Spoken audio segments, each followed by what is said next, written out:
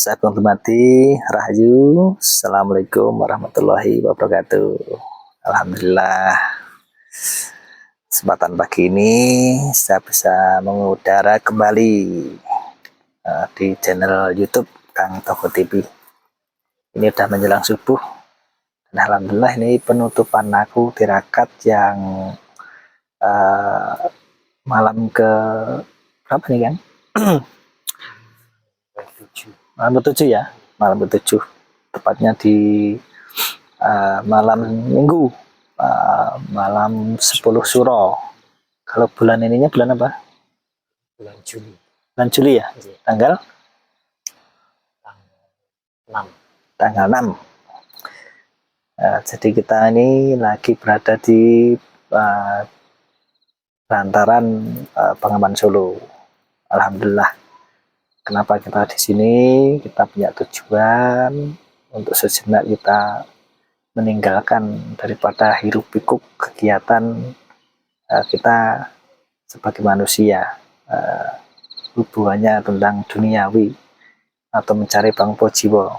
Jadi kita istirahat seminggu di Bantaran Bengawan Solo ini untuk melakukan sebuah uzlah atau sebuah perenungan untuk meditasi tafakur, pendekatan diri pada Yang Maha Kuasa. Dan luar biasa, banyak pengalaman yang kita alami, ya mungkin hanya sedikit saja yang kita ceritakan. Jadi setiap malamnya kita di sini tuh ya namanya kita tujuannya mendekatkan diri kepada Tuhan, tapi ternyata banyak juga gangguannya ya Kang Didik ya. Contohnya suara-suara apa seperti tadi malam? Suara orang tertawa, sama suara obrolan orang ya.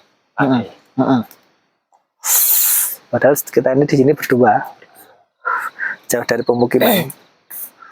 Jadi di sini jauh dari pemukiman dan kalau malam ya sangat sepi sekali, gelap sekali.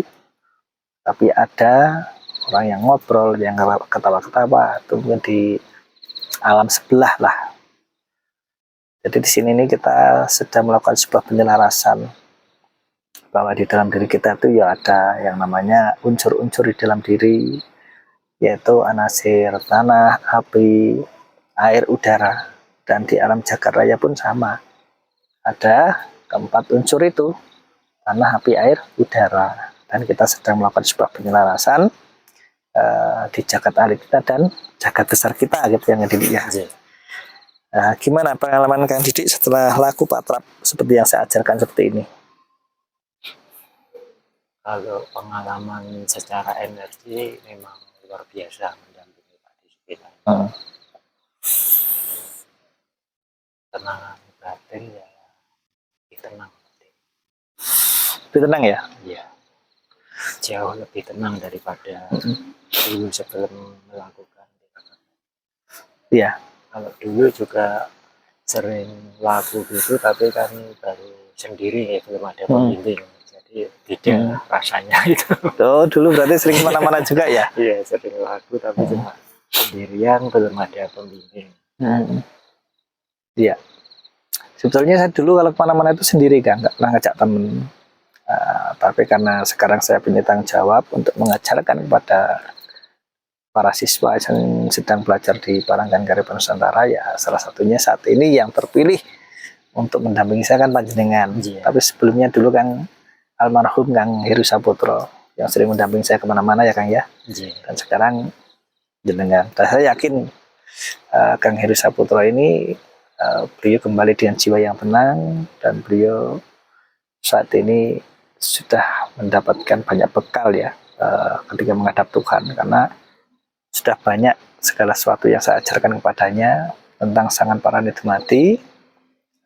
Untuk sampai ke Kasampurnanidmati, kita belajar tentang asal usul, jati diri, tentang kehidupan ini, sampai kita harus belajar bagaimana caranya kelak untuk kembali kepada Sang Yang Maha Pencipta, karena dulu kita diadakan dan besok pun kita ditiadakan.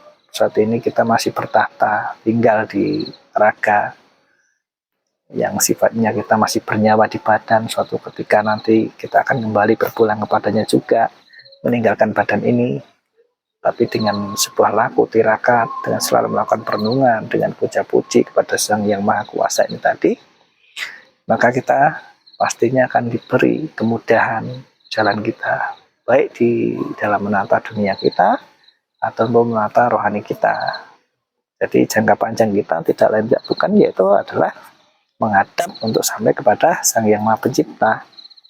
Makanya ketika kita diberi kesempatan, diberi kehidupan di dunia ini, ya kita manfaatkan sebaik mungkin, jangan sampai kita terlena dengan hubud dunia gitu ya kan ya.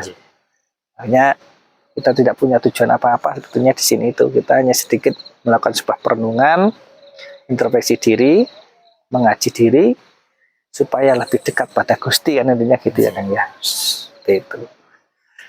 Jadi yang namanya manusia itu selama masih hidup itu akan banyak cobaan kan. Yang namanya manusia itu ya dicoba dengan berbagai macam permasalahan di dalam kehidupannya. Dan setiap cobaan-cobaan yang datang itu sebagai pendewasaan supaya lebih bijaksana di dalam menyikapi, di dalam menjalani sebuah kehidupan ini, sehingga kita akan mudah untuk mendapatkan sebuah solusi-solusi ketika kita sedang diuji di dalam sebuah permasalahan. Contohnya dulu Kang Didi ketika dulu masih diberi istilahnya anugerah, diberi kekayaan. Dulu Kang Didi ibaratnya mobil aja lebih dari satu. Dulu yang namanya mobil harga mahal sampai harga yang murah punya ya. Terus akhirnya hilang semua. Mungkin kalau tidak ngaji diri atau tidak belajar tentang rohani, mungkin sudah stres itu Kang Didi. Ya enggak? Yang tadinya kebun di mana-mana ada, rumahnya tidak hanya satu, mobilnya banyak, terus semuanya dihabiskan. Pertama sebelum ketemu saya rasanya gimana Kang Didi? Ya gundah gelisah Pak. Ya, nggak karuan, nggak bisa karuan ya. Itu. Tentunya gitu. Dan apalagi di tahun ini kan, tahun 2025 ini adalah masa-masa yang sangat sulit. Nanti segala sesuatu itu akan naik. Mulai dari harga sembako sampai ke harga-harga lainnya itu semuanya naik kan. Dari bumbon-bumbon belum lagi yang lain itu naik semua karena ini memang dampak daripada peperangan yang ada di luar negeri sana. Jadi perang Iran dan Israel ini nanti dampaknya ke ekonomi. Belum lagi nanti kalau akan ada terjadi istilahnya perang biologis seperti dahulu kala. Nanti akan banyak sekali kesulitan yang terjadi. Makanya kita di sini itu berdoa. Semoga kejadian-kejadian seperti yang tahun-tahun lalu itu nggak terjadi kembali. Kita ini ibaratnya baru bangkit. Kemarin sudah dihajar, diuji dengan cobaan corona. Terus sekarang kita melihat, menyaksikan peperangan yang ada di luar negeri sana. Otomatis kan dampaknya ke seluruh dunia kan, negara kan. Belum nanti kalau terjadi lagi perang biologis, akan ada wabah-wabah penyakit baru yang mirip seperti corona kan gitu kan. Iya. Nah, di sini kita tidak punya daya kekuatan kecuali kita menggantungkan daya dan kekuatan Tuhan. Sehingga saya melakukan sebuah ritual atau sebuah tafakur di sini tidak lain bukan ya itu hanya untuk berdoa untuk keselarasan jagat raya ini. Semoga tidak terjadi hal-hal yang demikian. Kalaupun memang itu ya terjadi, itu ya kehendak yang Maha Kuasa, kehendak Tuhan sendiri. Mungkin memang sudah titik wancinya, titik waktunya seleksi alam itu terjadi dan hanya orang-orang yang kuat di dalam tirakatnya atau tafakurnya pada Tuhannya akan diberikan kemudahan dan keselamatan ketika nanti banyak ujian yang datang itu. Nggak usah nunggu nanti, sekarang aja bagaimana yang dirasakan Kang Didi kan gitu. Ya sangat terasa Pak De. Ya kan? Di masalah pekerjaan itu biasanya kalau tahun-tahun kemarin itu sebelum tahun 2025, tahun 2024 itu bulan April itu sudah dapat beberapa paket pekerjaan, bahkan sampai 4-5 paket. Kalau tahun 2025 ini sampai sekarang ya alhamdulillah yang paket tender belum dapat Tapi alhamdulillah untuk menyambung hidup itu paket kecil-kecil itu tunjukan pemeliharaan itu masih dapat. Nah, perlu disyukuri kan, daripada nggak dapat sama sekali kan. Nah, situlah itu daripada fungsinya kita melakukan sebuah tafakur atau sebuah riyadhah. Dengan tafakur ini, sesulit apapun, di situ Tuhan akan memberi jalan kemudahan. Walaupun memang prosesnya di tahap ini adalah tahap perjuangan. Jadi kita untuk bertahan saja itu udah luar biasa. Makanya kalau nggak diimbangi dengan spiritual, dengan tafakur, dalam menghadapi fenomena gejolak alam ini, kita akan mudah stres. Dan nanti akan banyak orang-orang yang stres. Apalagi di tahun 2025 ini adalah awal dari sebuah kesulitan yang terjadi, yang dulu pernah saya sebutkan tentang resesi dunia, resesi global. Jadi masa sulit atau moneter ke zaman dulu kan. Ya, tapi ya faktanya kita lihat ketika kita berangkat tirakat itu ya nyatanya kita lihat masih banyak orang yang belanja, orang yang senang-senang, orang yang happy-happy ya Kang ya. Betul. Mungkin belum belum menyadari atau mungkin mana itu menurut yang Didik itu? Ya, mungkin ya dua-duanya Pak. Pertama tidak tahu, yang kedua ya tidak menyadari. Ya nggak apa-apa lah.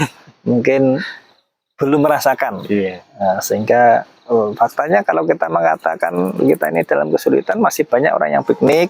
Betul. Orang yang jalan-jalan, lah kita ini malah ke hutan nih, gimana nih? Malah di bantaran sungai kayak gini ya toh? Iya. Gitu.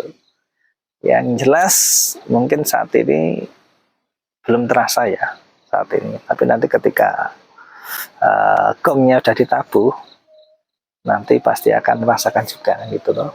Ini kan proses yang lembut yang tidak bisa tertangkap dengan panca indera.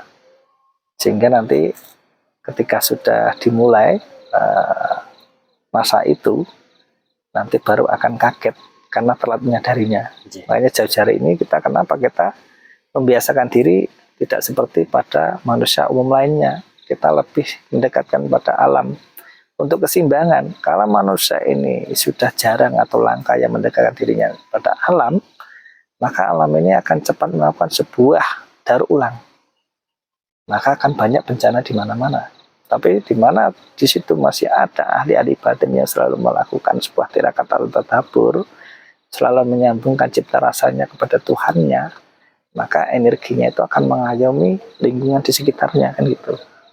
Nah, makanya kita beda tirakatnya kita ke hutan, beda dengan kebanyakan orang. Nah, di depan sana kan hutan semua. Nah, alhamdulillah ini sudah terdengar azan subuh ya. Di depan sana bantaran sungai, cuman tidak saya sepilkan. Mungkin kalau nanti di video kami ada suasana di siang hari. Jadi tujuan kita tidak lain tidak bukan, yaitu hanya untuk memahayu diri, yaitu menjaga, merawat keindahan anugerah yang diberikan oleh Sang Yang Maha Kuasa untuk disambungkan kepada jagat bawono, jagat agung ini. Doa untuk keselarasan seluruh umat manusia di dunia. Semoga dengan laku tirakat kita ini, dengan doa-doa kita ini, Tuhan akan memberi pengayoman atau pertolongan dikala gong itu ditabuhkan. Karena ketika gong itu ditabuhkan, maka akan banyak terjadi bencana di mana-mana. Dan semoga di lingkungan sekitar kita diberi keamanan, kesejahteraan, pelindungan oleh Tuhan Yang Maha Esa. Maka dari itu, monggo bagi pendengar semuanya yang cinta akan alam, cinta akan dirinya, monggo luangkan waktu untuk sejenak untuk bertafakur, sedikit untuk memberi istilahnya energi positif. Jangan hanya mengejar duniawi saja kalau tidak ingin menyesal akhirnya. Jadi duniamu ya ditata, tapi akhiratmu yang menjadi tujuan juga harus ditata supaya menjadi keseimbangan, sehingga kamu akan mendapatkan anugerah yang tidak terkira dikala nanti akan terjadi banyak goncangan atau fenomena alam yang terjadi seperti itu ya. Karena cepat atau lambat di tahun 2025 ini adalah tahun yang wingit. tanah, api, air, udara ini sudah mulai bekerja, nanti akan diawali oleh gempa-gempa di mana-mana yang akan terjadi, dan juga terjadi banjir, terjadi angin puting beliung. Yang jelas setiap akhir tahun itu nanti perlu diwaspadai, fenomena alam itu akan bergejolak untuk melakukan renovasi atau daur ulang atau melakukan peremajaan untuk memperbaiki alam lebih baik lagi. Ya syaratnya harus dirusak dulu ketika untuk menjadi sebuah tatanan yang lebih indah ke depannya, seperti itu. Tapi kalau bisa ya kita waspada. Semoga kita diselamatkan oleh Allah Subhanahu wa taala untuk akhir tahun 2025 ini. Hati-hati karena Sasmita yang saya tangkap di sini akan ada peristiwa yang sangat besar, akan banyak bencana di mana-mana. Khususnya saya himbau ini di Nusantara ya. Dipercaya monggo, enggak pun enggak apa-apa, saya hanya cuma menyampaikan saja. Dan kalaupun itu terjadi, ya kehendak Tuhan Yang Maha Esa, karena kita manusia biasa yang diberi Sasmita, hanya mencoba untuk menyampaikan dan tidak bisa memastikan, karena segala sesuatu itu adalah kehendak Yang Maha Kuasa. Kita tidak punya kuasa apa-apa, kita hanya membaca alam saja melalui Sasmita, melalui tarikat kita yang kita terima, gitu yang didik ya. Terus Seperti itu kawan-kawan, terima kasih. Sekian dulu, kita sambung lagi nanti di channel-channel kita di Kang Toko TV. Terima kasih untuk para pemirsa yang selalu senantiasa melihat tayangan kami. Semoga setiap tayangan kami ini memberi sebuah manfaat, dan kalau ada salah-salah kata saya meminta maaf. Kita cukup sekian dulu. Terima kasih. Saya Agung Dumadi Rahayu. Assalamualaikum warahmatullahi wabarakatuh.